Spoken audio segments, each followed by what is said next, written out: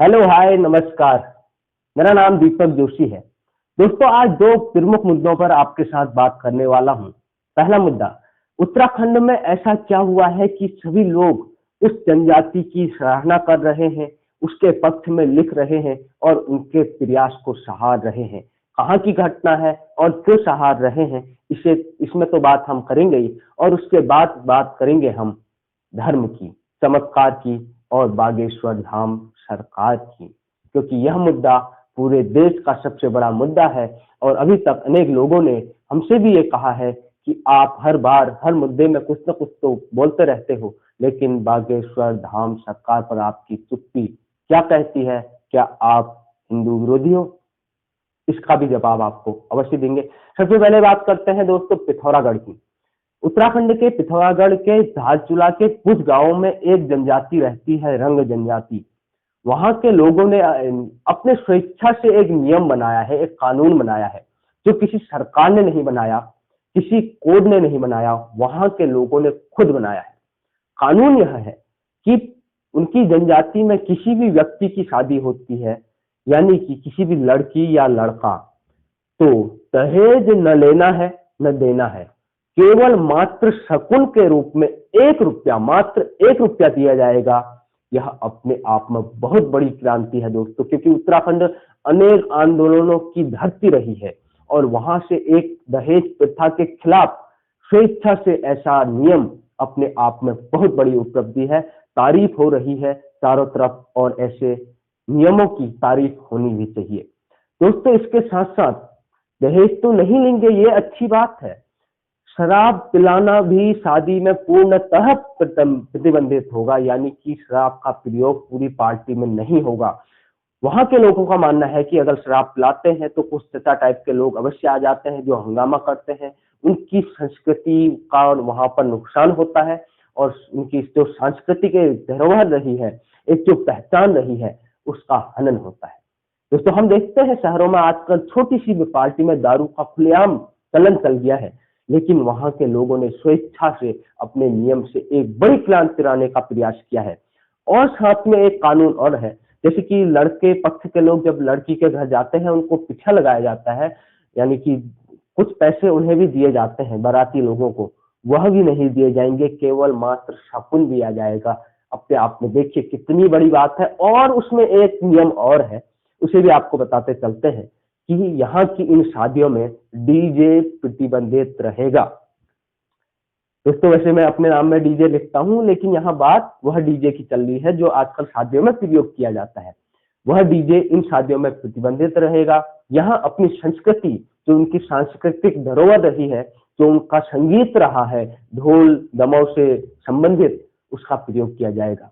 दोस्तों, यह क्षेत्र जो है, रंग जनजाति का जो क्षेत्र है, यह तिब्बत सीमा से मिलता जुलता क्षेत्र है और अनेक गांवों में यहाँ अनेक लोग यह जनजाति के रहते हैं।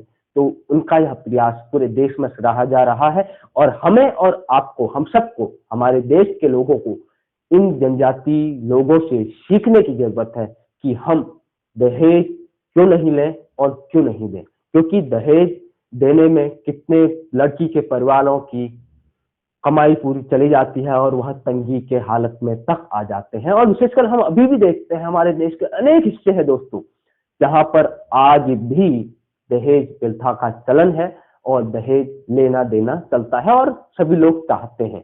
धीरे धीरे यह समाप्त हो रहा है और समाप्त होना चाहिए। अगर आपके मन में है कि मैं अपनी शादी में इतना दहेज लूंगा, तो आप प्लीज अपने मन को शांत कीजिए और कहिए, न हम लेंगे न हम देंगे। इसके बाद बात करते हैं दोस्तों बागेश्वर धाम की, बागेश्वर धाम सरकार की, चमत्कारी महाराज की। दोस्तों, एक उस पर बात करने से पहले एक कहानी, कहानी नहीं सच्ची घटना। घटना क्या, आप और हम सभी पहाड़ियों ने देखा है, जब हमारे पहाड़ों में अक्सर जागर लगती है, वहां क्या होता है? क्या आप मुझे बताएंगे? चलो मैं भी बताता हूं, आप भी कमेंट में बताइएगा। जब जागर लगती है, एक नाचने वाले डंगरिया आते हैं, जिनको हम अनेक नामों से जानते हैं, मैं यहाँ पर उनका नाम डंगरिया ही इस्तेमाल करूंगा। उचैन उचाने के लिए जाते हैं, यानी कि हमारे घर में कोई बीमार है, डॉक्टर से हम हार चुके हैं, अब हमें कोई उम्मीद नहीं है, लेकिन व्यक्ति हमारा फिर भी परेशान है, तो तब हम अपने घर में जागर लगाते हैं, पूरे गांव वालों को बुलाया जाता है और एक डंगरी को बुलाते हैं, जो ढोल बजाने वाले होते हैं उनको भी बुलाया जाता है। तो शाम को सभी लोग बैठ के एक मंच लगाया जाता है। तो वहां पर आप बताइएगा, आप ये कला है, चमत्कार है और क्या है, इसे समझिए आप पहले पूरे। वहां पर जब ढोल बजता है तो जो डंगरिया होते हैं वह चावल के दानों से उस परिवार की पूरी कहानी लोगों को सुना देते हैं, नाचते रहते हैं, नाचते रहते हैं। आपने लाखों वीडियो देखी होंगी और वह वहां पर पूरी सच्चाई उस परिवार की बता देते हैं, कहाँ संकट है और क्या निवारण है। और बड़ी बात क्या है दोस्तों, जब जागर लगती है सभी डंगरिये अपने अपने शक्ति के अनुसार कला का प्रदर्शन करते हैं, शक्ति का प्रदर्शन करते हैं। यानी कि कोई रस्सी से अपने आप को पीटता है फिर भी दर्द नहीं होता, कोई लाल कोयले खा लेता है फिर भी उसका मुंह नहीं जलता, कोई गरम चिमटा, लाल चिमटा जीभ से टच कर लेता है, चाट लेता है, फिर भी उसकी जीभ नहीं जलती। यह क्या है? यह वाकई में शक्ति है दोस्तों, यह चमत्कार होता है।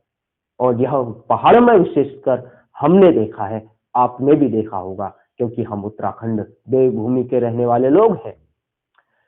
अब इसमें जो डंगरिया हैं उनका कहना है कि उनके शरीर में गोविंद महाराज आते हैं, गुरु गोरखनाथ आते हैं, इष्ट देव आते हैं। यानी कि अलग अलग व्यक्तियों में अलग अलग देवता जिसमें श्रद्धा ज्यादा होती है और उनका नियम पालन ज्यादा करते हैं, वह अवतार लेते हैं। और वह सेवा ही परम धर्म है, यहाँ हम बचपन से सुनते आए हैं, सेवा के लिए ही पूरा नियम पालन करते हैं और घर घर जाके उनकी समस्या को बताने और उसे ठीक करने का प्रयास करते हैं और इसके बदले बिल्कुल भी पैसे नहीं लेते। परंतु अब आते हैं हम धीरेन्द्र शास्त्री में, वह भी ऐसा ही कर रहे हैं। वह भी अपने आप को सनातन का मसीहा मानते हैं और है भी, करोड़ों लोग उनके भक्त हैं। लोग वहां लाखों लोग उनके दरबार में जाते हैं, अपनी अर्जी लगाते हैं, बाबा उनके सामने उनकी पर्ची खोल देते हैं, उनके परिवार के बारे में बता देते हैं और कहते हैं कि यह उपचार है, इस मंत्र का उपचार करो, आपकी समस्या ठीक हो जाएगी, लेकिन गारंटी नहीं लेते कि समस्या ठीक ही होगी। अब लड़ाई यहाँ हो गई, दो पक्षों में लोग बट गए। एक कहते हैं कि यह लोगों को पागल बनाने का एक जरिया है, ऐसा कुछ नहीं होता, यह मनोविज्ञान है और यह एक ऐसी कला है जिसमें हम लोगों के भावनाओं को समझ जाते हैं, उनके शरीर के हाव भाव के कारण, और उनको देख कर कि उनके मन में क्या है, उन्हें क्या परेशानी है, और वही हम बता देते हैं। टीवियों में भी इस पे बड़े शोर आ रहे हैं, कोई धर्म के पक्ष में बोल रहा है, कोई कला के बारे में बोल रहा है। बात जो भी रही हो, कुछ न कुछ तो होता है, कुछ न कुछ बताते हैं, लेकिन कुछ न कुछ उसके साथ अपने आप को प्रचलित करने के लिए, अपने आप को लोगों का मसीहा बनाने के लिए कुछ ऐसी बातें कही जाती हैं, कुछ ऐसा कहा जाता है जो हमारे देश में कहीं ना कहीं उचित नहीं भी है। देखिए दोस्तों, धर्म, सनातन धर्म इतना कमजोर नहीं है कि उसे राजनीतिक पार्टियों के दम पे हमें और आपको समझना चाहिए। सनातन सालों से सनातन ही रहा है, ऐसी शक्तियां रही हैं, ऐसा चमत्कार रहा है जिसकी खोज कितनी बार, यानी कि अनेक बार विज्ञान भी नहीं कर पाया है। और सनातन का प्रचार प्रसार करना चाहिए, उस पर हमें कोई आपत्ति भी नहीं है। स्वामी विवेकानंद भी विदेशों में जाके इसी सनातन धर्म का प्रचार किया करते थे और वही आज धीरेन्द्र शास्त्री कर रहे हैं, बागेश्वर धाम सरकार कर रहे हैं। परंतु एक बात यह ध्यान देने वाली है दोस्तों, उनके पीछे अनेक लोग काम करते हैं, उनकी एक टीम है, एक दल है, एक गैंग है, जिसमें बताया जाता है कि किसी भी व्यक्ति को उसके बारे में जानकारी इकट्ठी की जाती है, बाबा को बताई जाती है, बाबा बताते हैं और ज्यादा लोगों को वहां बुलाने के लिए, अपने आप को पूरे देश में प्रचलित करने के लिए, और जो भी ये चलता है, मतलब एक अपना चेहरा लोगों तक जानने के लिए, पहचानने के लिए ऐसे कार्य वहां पर किए जाते हैं। ऐसा आरोप, ऐसा हम नहीं कर रहे हैं, लेकिन कुछ भी हो, चमत्कार कुछ होता है, कुछ नहीं भी होता है। हम कोई भी ऐसा दावा नहीं कर सकते कि यह चमत्कार ही है या यह चमत्कार बिल्कुल भी नहीं है, क्योंकि भगवान भी होते हैं, भगवान हो या ना हो, एक ऐसी शक्ति तो अवश्य है दोस्तों जो पूरे संसार को चलाती है।